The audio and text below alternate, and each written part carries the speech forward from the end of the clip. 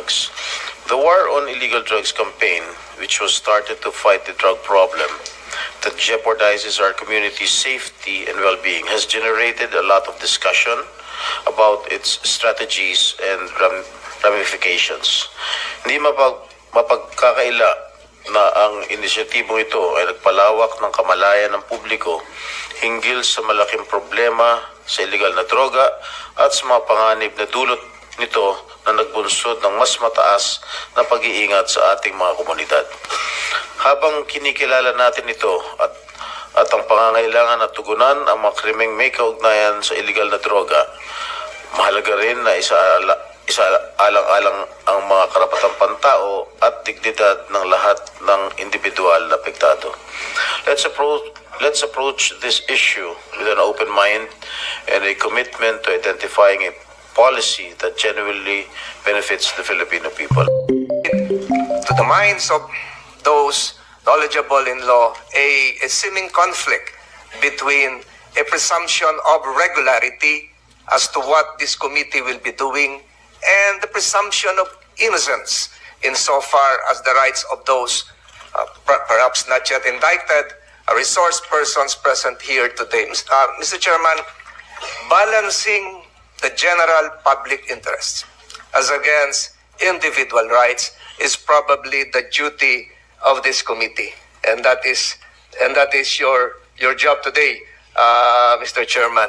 In proceeding with today's investigation, I have studied the long line of constitutional authority emanating from the Constitution to the recognition by the Constitution itself of the right of the House of Representatives or the Senate to formulate its own rules and allow that the word respect should permeate the proceedings today, Mr. President. Dapat po magkaroon ng paggalang sa isa't isa habang tinatalakay natin ang nilalaman, ang konteksto ng ating hearing ngayon. Meron lamang po akong gustong idagdag, Mr. Chairman, na most probably hindi pa nagagamit. And I'm now addressing my colleagues here, the members of the bar, lawyers here in attendance. When a resource person is asked and he refuses legally not to answer a question, he can invoke the right against self-incrimination. That is provided for under the Constitution.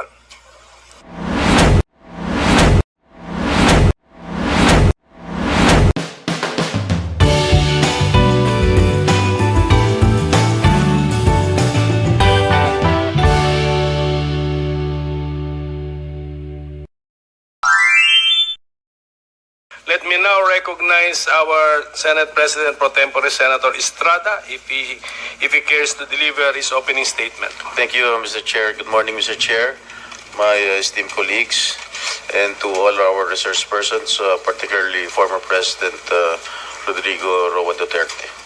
First and foremost, I would like to commend this subcommittee for its immediate action to discuss this pressing issue that has shaped our nation's landscape, the Philippine War on Illegal Drugs.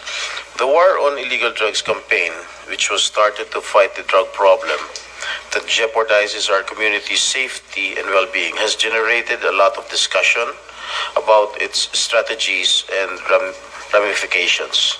Hindi mapagkakaila na ang inisyatibong ito ay nagpalawak ng kamalayan ng publiko hinggil sa malaking problema sa illegal na droga at sa mga panganib na dulot nito na nagbunsod ng mas mataas na pag-iingat sa ating mga komunidad.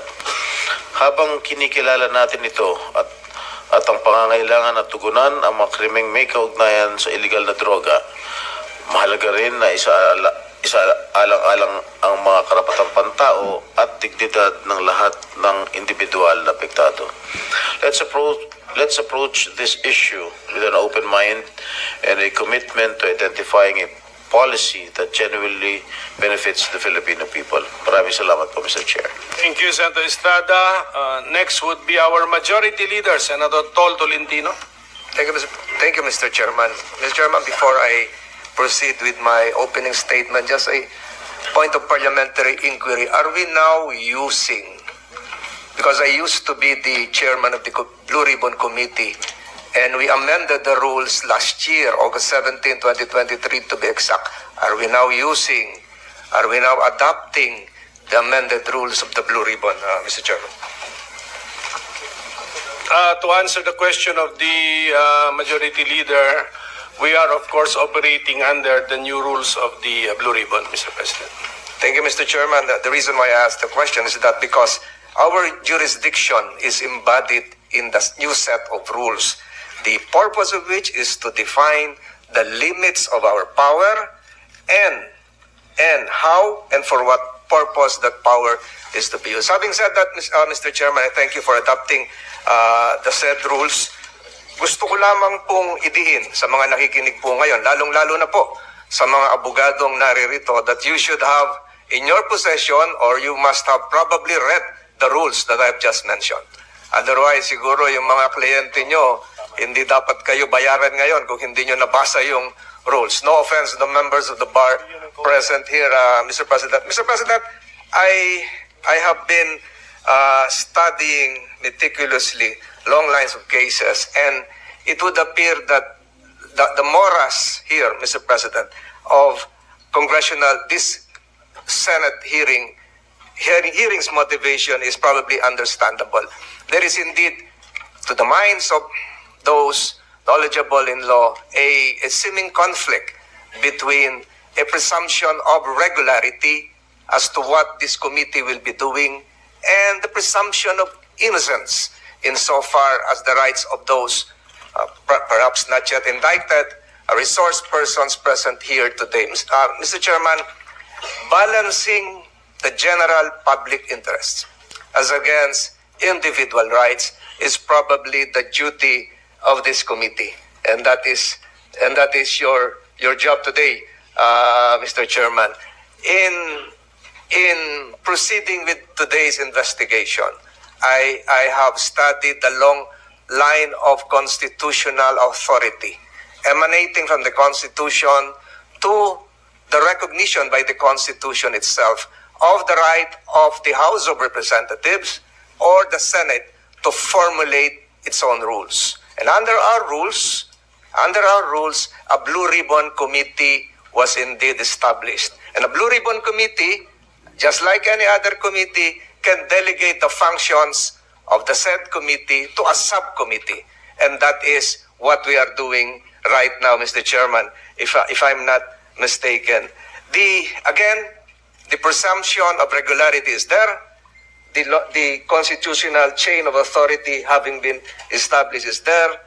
But what is now needed, Mr. Chairman, is for the committee to really, as what the Senate President pro tempore mentioned a while ago, exercise and allow that the word respect should permeate the proceedings today, Mr. President. Dapat po magkaroon ng paggalang sa isa't isa habang tinatalakay natin ang nilalaman, ang konteksto ng ating hearing ngayon.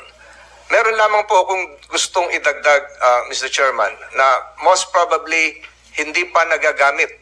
And I'm now addressing my colleagues here, the members of the bar, lawyers here in attendance. When a resource person is asked and he refuses legally not to answer a question, he can invoke the right against self-incrimination. That is provided for under the Constitution. That is legal. But we have a case, Mr. President, Mr. Chairman, which should now be incorporated under our rules, that before a resource person can be declared incited in contempt, that he or she be given the right to explain why he or she should not be cited in contempt. That was part of the latest Supreme Court dicta in the Ong case. Number two, and this has not yet been raised in all investigations that I have attended ever since. There is a second, and I'm addressing, and I'm now aiding the lawyers here in attendance, that there is a second right that can be invoked by a resource person in refusing to answer a question. And that right would sound something like this. I refuse to answer the question because this is not pertinent to the inquiry under consideration. Mr. Chairman, the word inquiry is part of our rules. That is Section 3, wherein a jurisdictional challenge can be raised. Questions should be pertinent or relevant to the inquiry. That has never been raised, and in a long line of decided cases in other jurisdictions, refusal to answer a question on the said ground has been sustained. Mr. President, I raised that point because first, before I again proceed with my opening statement, pinasalamatan po natin si Pangulong Duterte sa pagpapaunlak sa imbitasyon ng committee ito, ng subcommittee ito, para ipaliwanag yung mga dapat ipaliwanag.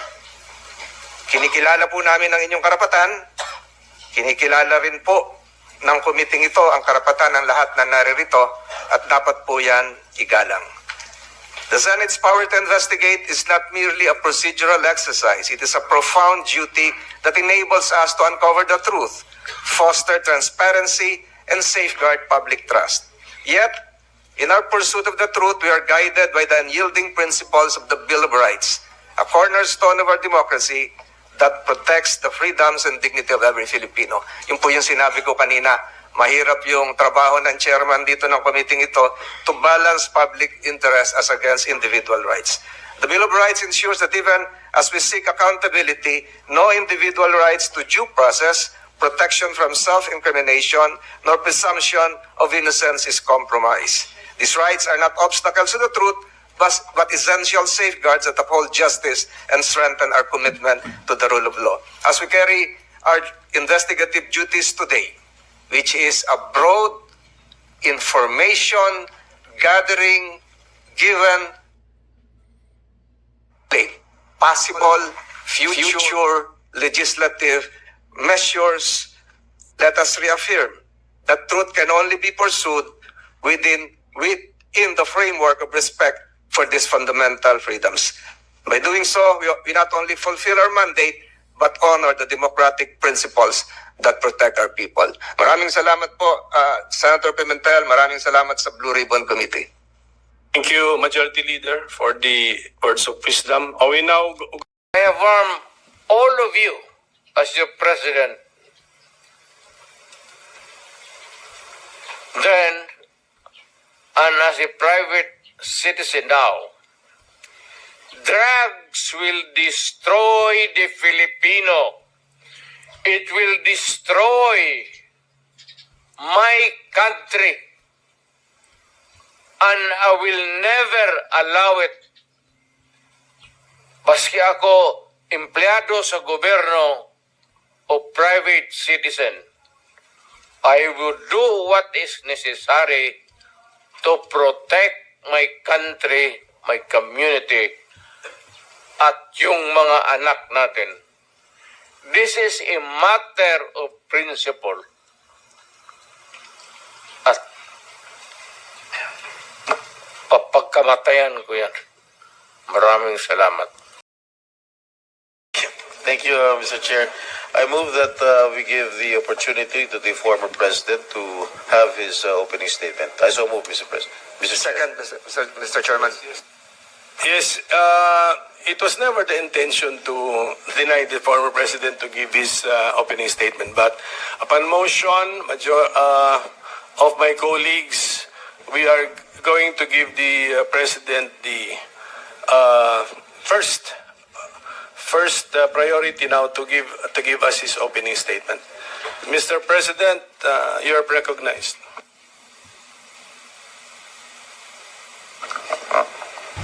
I affirm all of you as your president.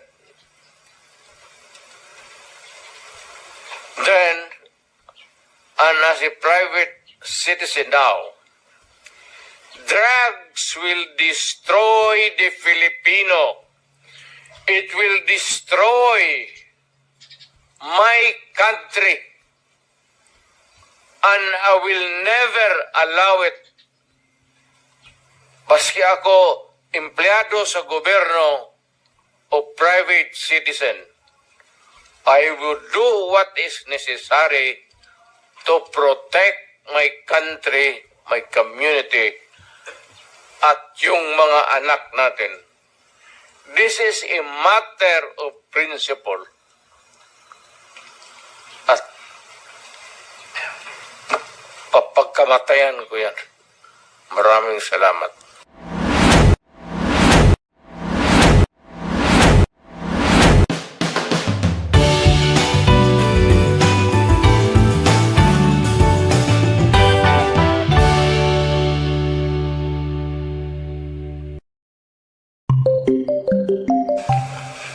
Before anything else, Senator, I'd like to thank the committee for inviting me para once and for all malaman natin ang totoo. So, I would like to request sa inyo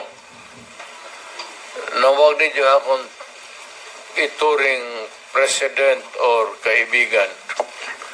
Treat me as a witness and tignan natin kung lalabas yung totoo. So, with your permission, at maraming salamat po sa inyong lahat for inviting me. I'd like to start my mandate as President of the Republic was to protect the country and the Filipino people. Do not question my policies because I offer no apologies, no excuses. I did what I had to do. And whether you believe it or not, I did it for my country. The war on illegal drugs is not about killing people. It is about protecting the innocent and the defenseless. The war on drugs is about the eradication of illegal substances such as shabu, cocaine, heroin, marijuana, party drugs, and the like, as a menace which ruins people, families, communities, and relationships, and tears apart the social fabric which binds society together in peace, harmony, and brotherhood. It is not unlike slogans which serve as calls for a better future, such as the war on waste, war on corruption, and war against climate change.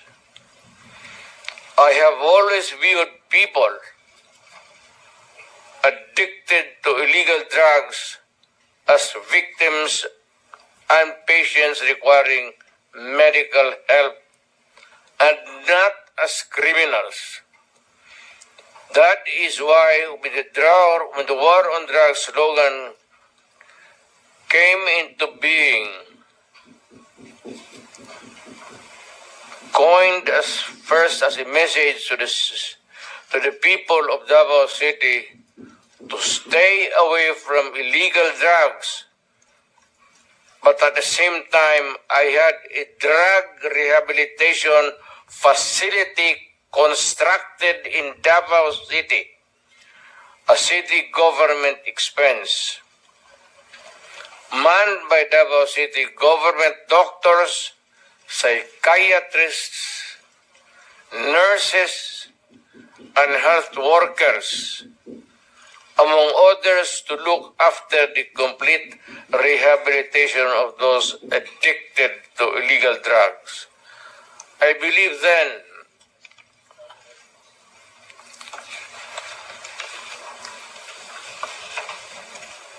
and I still believe now that rehabilitation and not fear of death or incarceration to be the key to the return of the addicted individuals back to the mainstream of a just and forgiving society. But no mistake about it, I hate drugs.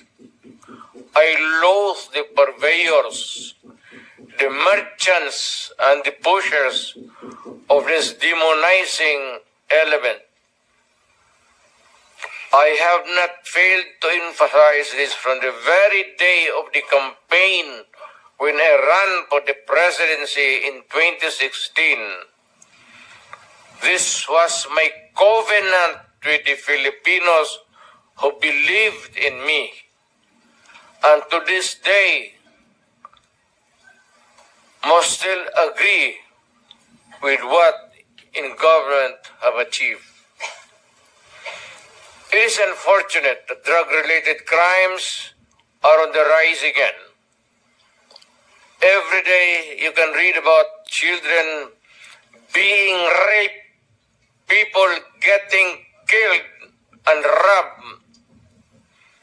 And just recently, a drug den was raided within the Malacanang complex. This clearly manifests that the purveyors of this menace are back in business.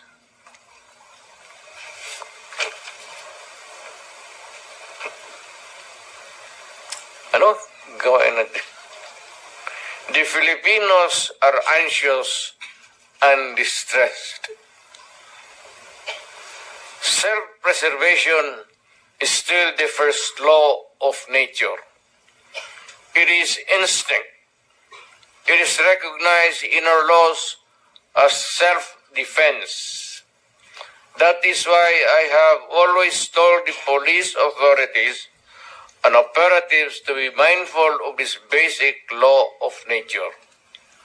However, I tell them not to abuse their authority and power, and hindi ko talaga pinayagan yung abuso ng pulis o sundalo kailanman sa buong buhay ko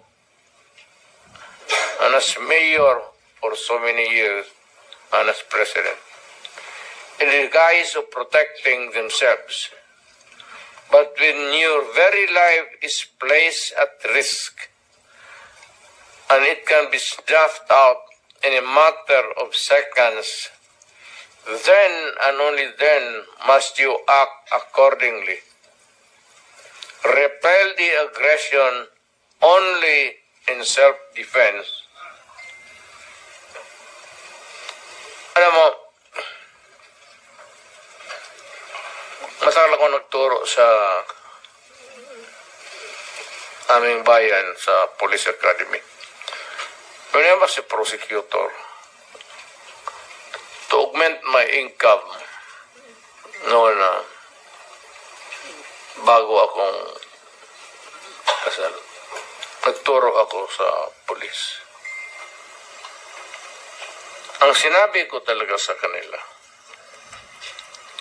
when you are arresting a criminal, you are not supposed to request him to surrender.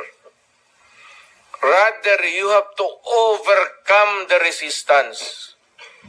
However, pag ayaw, it's the duty of the police is to overcome the resistance kung ayaw mag-surrender. At kung may baril At kung tingin mo, sabi ko sa mga polis doon sa academy, mamamatay ka, barilin mo. Barilin mo sa ulo. Patayin mo at least one less criminal in the community. Yun ang utos ko when I was a fiscal and I was a professor doon sa Police Academy. No quarters given, no quarters asked. Criminal ito.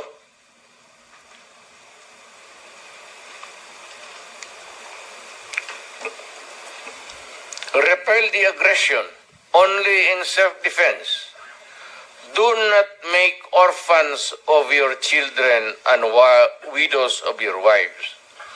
I don't want that in my conscience as mayor and president. Hindi ko mabigat yan sa konsensya ko. I have warned, but before that, my job as president was never easy, and it was not meant to be. I have tried to do the best I can to address the problem of illegal drugs firmly and without compromise. For all of its successes and shortcomings, I alone take full legal responsibility sa lahat na nagawa ng mga pulis pursuant to my order.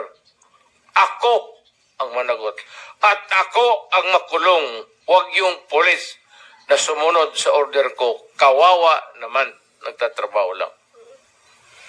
Yun ang gusto kong sabihin sa Pilipino at mabutit niyaya ninyo ako dito. Once and for all, yan ang gusto kong sabihin sa tao.